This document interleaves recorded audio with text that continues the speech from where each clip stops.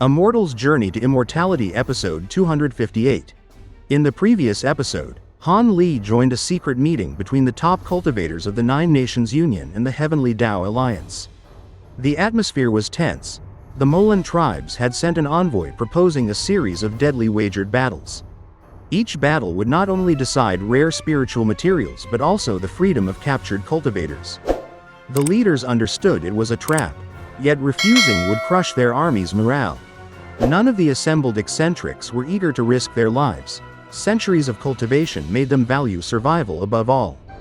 But when tempting rewards were mentioned, whispers began to spread. One by one, under hidden persuasion, several powerful cultivators agreed to fight. Han Li stayed silent, weighing his options, when Master Sunreach secretly offered him a large amount of Auric Essence, the rare metal he desperately needed to refine his Bamboo Cloudswarm Swords. His resolve began to waver. He decided to see the material first before committing, thinking that with his current strength and escape techniques, he could handle any danger short of facing a Moulan Divine Sage. The meeting continued for hours as strategies were discussed and duties assigned. When it finally ended, most cultivators departed, but Han Li stayed behind.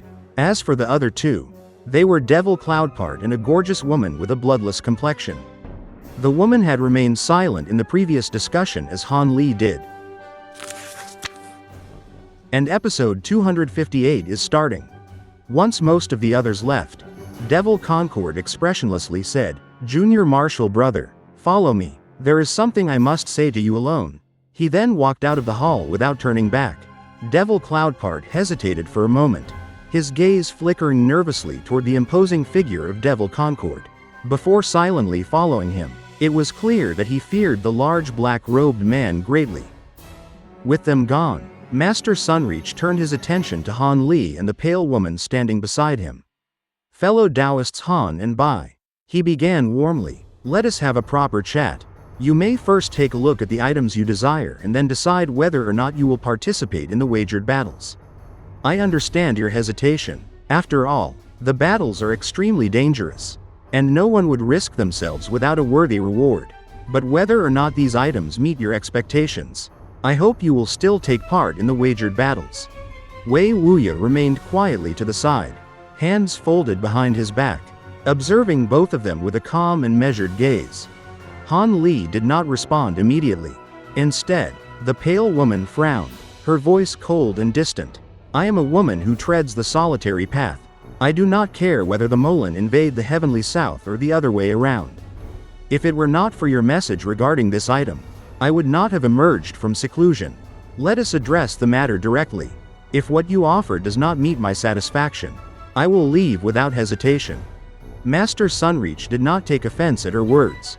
He replied gently, "Fellow Taoist Bai, there is no need for such harshness.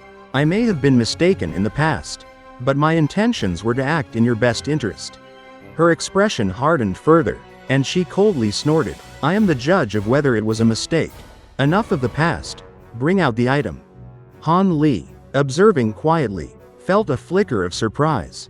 It was apparent that the woman, surnamed Bai, had some unresolved dispute with Master Sunreach, likely rooted in past events. With a resigned sigh, Master Sunreach retrieved a white jade box from his storage pouch. To the untrained eye, it looked ordinary, made of common materials, but the moment it appeared, the entire room seemed to drop in temperature. A sharp, icy chill swept through the hall, so extreme that even Han Li, long accustomed to harsh environments, felt a wave of unease. The woman's eyes lit up at the icy cold emanating from the box, her anticipation evident. Without a word, Master Sunreach presented the box to her. She lifted it carefully and opened it, revealing its contents to Han Li and himself. Inside were two transparent crystalline cocoons, each exuding a faint aura of freezing cold energy. Han Li frowned slightly. These were the cocoons of ice frost silkworms, ranked lowest among exotic insects. While they were not particularly powerful in battle, their divine ability was rare and highly sought after. If the woman truly needed these insects, it was likely that she would agree to participate in the wagered battles. Han Li remarked in surprise, "Why are they cocoons? They aren't fully grown." The woman's expression darkened further at this observation. Master Sunreach calmly explained, "Fellow Taoist Bai, these ice frost silkworms were discovered 100 meters deep inside a block of ice. They are not common. They are top-grade monarch silkworms. Use your spiritual sense to observe them, and you will see their exceptional nature." Skeptical, the woman swept her spiritual sense over the cocoons. Moments later, her expression softened, a clear sign of approval. "While these monarch silkworms are still in their cocoons, they are more than sufficient for your purposes," Master Sunreach continued. After a brief pause, the woman nodded. "With this, I will be able to fight in the wagered battle." Master Sunreach exhaled in relief, smiling. "Good. With fellow Taoist Bai's frost cloud arts, she should be able to handle the minor spell warriors effortlessly." Without another word, the woman turned and left the hall, her face unreadable. Master Sunreach shook his head with a bitter smile, while Wei Wuya chuckled quietly at the scene. Turning to Han Li, Master Sunreach asked, "Fellow Taoist Han, how much Auric Essence do you require?" Han Li responded candidly, "I require a substantial amount. The more, the better. Auric Essence is valuable, of course. So as long as you provide it, I will trade it at a fair price. I do not wish for you to suffer a loss." Master Sunreach chuckled. "From your tone, fellow Taoist Han, it seems you are quite wealthy. But few things in our realm can tempt fellow Taoist Wei and myself. Otherwise, we would not have given up so many worldly possessions for this war." Wei Wuya added, "Fellow Taoist Sunreach, your words are bold, but Han Li escaped from a Moulan Divine Sage while only being at the early nascent soul stage. He is no ordinary cultivator." Master Sunreach smiled. "Hee, forgive my rudeness, but regardless of how you plan to trade for the Auric Essence, let us see the items first. If they are truly worthy, we will have no objection to trading for the entirety of the Auric Essence." He retrieved a white light from his storage pouch, revealing 3 chunks of golden rock that glowed magnificently. He handed them over to Han Li, who examined them with careful interest.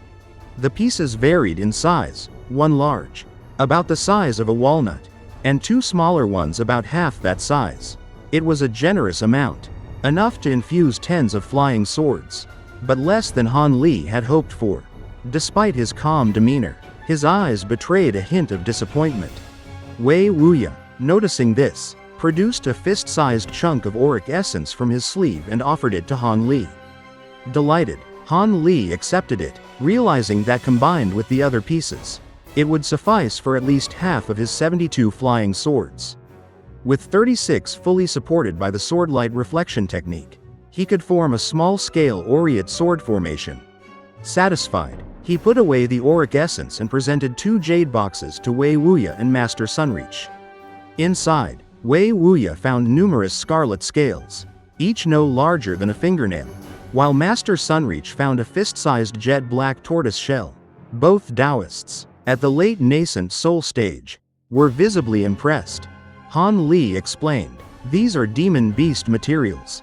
Fellow Taoist Wei has the scales of a grade 8 venomous flood dragon, while fellow Taoist Sunreach has the shell of a grade 8 demon tortoise.